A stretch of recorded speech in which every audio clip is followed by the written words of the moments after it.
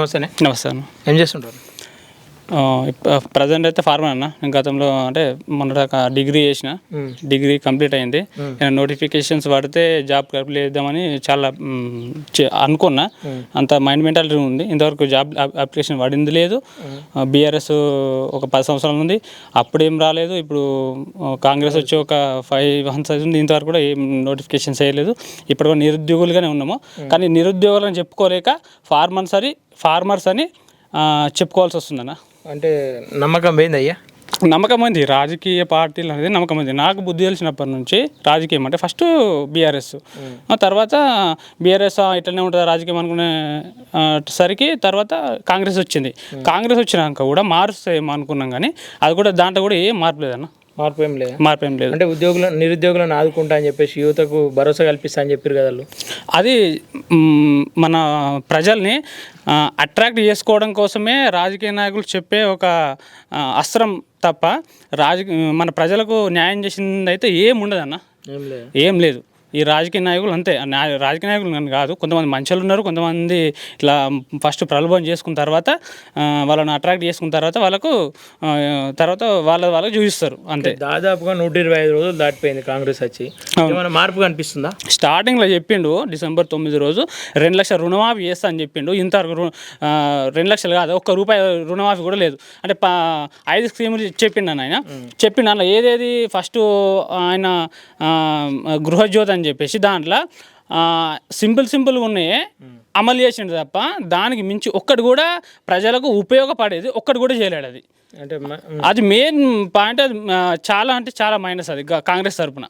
Okay. ఇప్పుడు ఏమంటున్నా అంటే మేము చేసిన మంచి పనులే మమ్మల్ని గెలిపిస్తాయి, మాకు 14 సీట్లు రాబోతున్నాయి అని చెప్పేసి అది ఆయన అపోహ మాత్రమే. అది మాత్రం ఆయన అపోహ మాత్రమే. ప్రజలకు కరెక్ట్ తెలుసు. ప్రజలకు ఏంటంటే ఇప్పుడు ప్రజలు ఎవరిని ఎన్నుకోవాలని వాళ్ళకి తెలుసు. మార్పు కావాలని చెప్పేసి ప్రజలకు ఆల్రెడీ తెలుసు.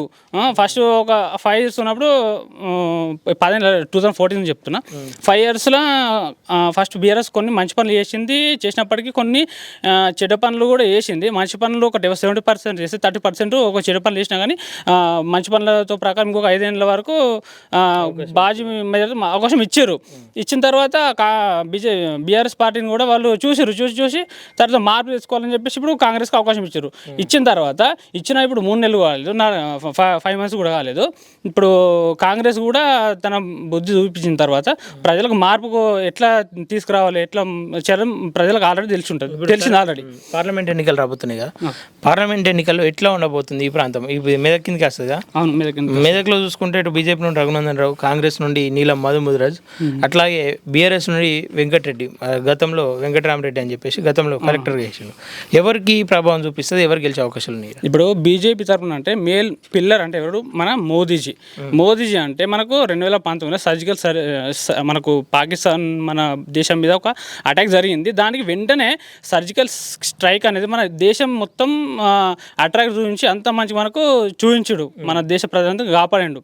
కాబట్టి అప్పుడు తెలియని వాళ్ళకు కూడా మోదీ అనే మామూలుగా మా ఊర్లో ఎవరు కూడా అసలు మోదీ అంటే తెలియదు. ఆ టైంలో తెలిసింది, అరే మోదీ అంటే ఈయన సర్జికల్ స్ట్రైక్ తర్వాత ఈయన మోదీ అని చెప్పేసి ప్రతి ఒక్క చిన్నపోరు నుంచి ముసలోళ్ళ దాకా ఆయన గురించి తెలిసింది.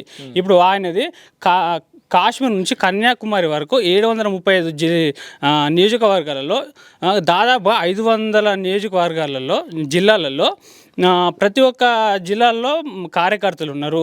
ఆ కార్యకర్తలు మామూలు కాదు, వాళ్ళు ప్రతి ఒక్క సొంతంగా వాళ్ళ ఇప్పుడు మిగతా పార్టీలలో అంటే డబ్బులు ఇచ్చో లేకపోతే నాది బీజేపీ కాదు సార్. నేను ప్రజెంట్ దేనికి నేను ఒక నిరుద్యోగి అంతే. నిరుద్యోగికి నాకు జాబ్ దొరకలేదు కాబట్టి నేను ఫార్మర్గా అని చెప్పుకొని తిరుగుతున్నా. కానీ ఇప్పటికీ ప్రభుత్వం మనకు పని చేయించినట్టుగా మనకి ఏదైనా దొరికితే మాత్రము నేను జాబ్ అని చెప్పి చెప్పుకొని తిరుగుతుంటే అదేమి ప్రభుత్వం అవకాశాలు కనిపిస్తలేదు కదా, కాబట్టి ఒక ఫార్మర్ అని చెప్పుకొని తిరుగుతున్నాను. రఘునందన్ రావు ఎట్లుంటుంది, వెంకటరామరెడ్డి ఎట్లుంటుంది, లేదంటే నీలం మధుది ఎట్లుంటుంది? ఇప్పుడు ప్రజెంట్ అంటే మనకు కేంద్రంలో బీజేపీ ఉంది కాబట్టి మనము బీజేపీకి మనం మార్పు కోరుకోవాలనుకున్నాం కాబట్టి ఒకసారి బీజేపీ కూడా అవకాశం ఇద్దాం. కాబట్టి నేను బీజేపీకి అవకాశం కోసం నేను కూడా చూస్తున్నా. ఖచ్చితంగా బీజేపీ వస్తానని చెప్పేసి నా ఉద్దేశం. ఏమంటారు అంటే నేను ఒక సంస్థ ఏర్పాటు చేసి ఒక ట్రస్ట్ ఏర్పాటు చేసి 100 కోట్లు పెట్టి ఈ పార్లమెంట్లో ఉన్న నిరుద్యోగులందరికీ ఉద్యోగాలు కల్పిస్తా అని చెప్పి చెప్తున్నాను. వెంకట్రామరెడ్డి అంటే ఇంతకుముందు ఐఏఎస్ చేసిండు, మాజీ చేసిండు. ఆయన కొంచెం ఈ రియల్ ఎస్టేట్గా కేసీఆర్ ఆయన కుమ్మక్కై కొన్ని విషయాలల్లో వాళ్ళు అట్లా ప్రజలకు ఇప్పటికి కూడా ఆయన మీద నెగిటివ్ కామెంట్స్ అనేవి ఉన్నాయి. అదే ఆ పార్టీకి వాళ్ళకు కొంతమంది తెలుసు, కొంతమంది తెలియదు. అది ప్రజలు ఓట్లు వేసే నాడు తెలుస్తుంది. అది పక్కన పెడతాయి. ఇంకా ఈ కాంగ్రెస్ వాళ్ళదంటే ఇక ఆల్రెడీ ఇప్పుడు 5 నెలల తతంగం అనేది తెలిసింది ఆల్రెడీ. కాబట్టి ప్రజలు మార్పు కోరుకుంటారు. కాబట్టి పక్క మాత్రం రఘునందన్ రావు గారికే ఓటేస్తారు. రఘునందన్ రావు గారు ఎప్పుడు రాలేరు మా దగ్గరికి, మేము కూడా కలుద్దాం అనుకుంటాము. ఇక్కడ వస్తే మాత్రము మా సమస్యలు చెప్పి ఆయన కొంత ఫుల్ మద్దతు ఇస్తామని మేము కోరుకుంటాం. రఘునందన్ రావు మాత్రం నర్సాపూర్ నియోజకవర్గం, మాది వెల్దుర్తి మండల్, కొప్పలపల్లికి ఒకసారి వస్తే మాత్రం అతనితో మేము డైరెక్ట్గా మాట్లాడి మా సమస్యలు చెప్పుకొని మేము మాట్లాడాలి. మా ఆశ అంతే. మొత్తం మీద రఘునందన్ రావు గెలిచే అవకాశాలు ఉన్నాయని కాదు, గెలిపిస్తామని చెప్పేసి మేము కాన్ఫిడెన్స్గా చెప్తున్నాం. ఓకేనా, థ్యాంక్ యూ అన్న.